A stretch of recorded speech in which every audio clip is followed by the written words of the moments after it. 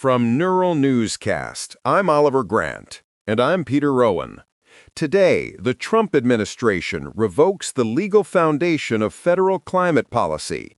Meanwhile, a federal judge blocks a controversial deportation program.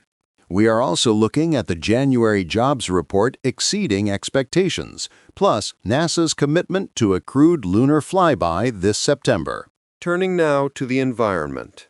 EPA Administrator Lee Zeldin has formally revoked the 2009 endangerment finding.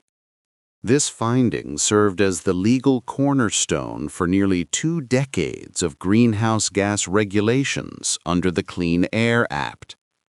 The administration also ended vehicle emissions standards. These required automakers to reach a 55-mile-per-gallon fleet average by 2032. Environmental groups have already filed lawsuits. They argue this move violates the Clean Air Act and ignores established climate science. Meanwhile, the administration's immigration strategy hit a significant legal wall in a Washington courtroom on Thursday. U.S. District Judge James Boasberg ordered the government to facilitate the return of nearly 140 Venezuelan immigrants. These individuals were deported to El Salvador under the Alien Enemies Act of 1798. It is a wartime statute that has never been used in this way.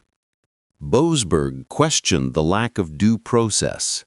He gave the administration 72 hours to provide a return plan for those wishing to come back.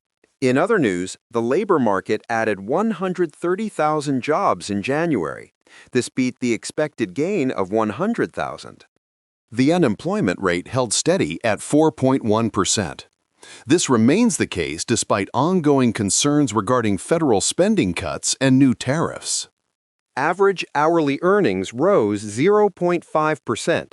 This growth might discourage the Federal Reserve from cutting interest rates in the near term. Still, technical challenges are not stopping NASA from moving forward with its ambitious Artemis II lunar mission. Officials confirmed the 4-person crew is on track for a September 2026 launch. This will mark the first crewed lunar flight since 1972.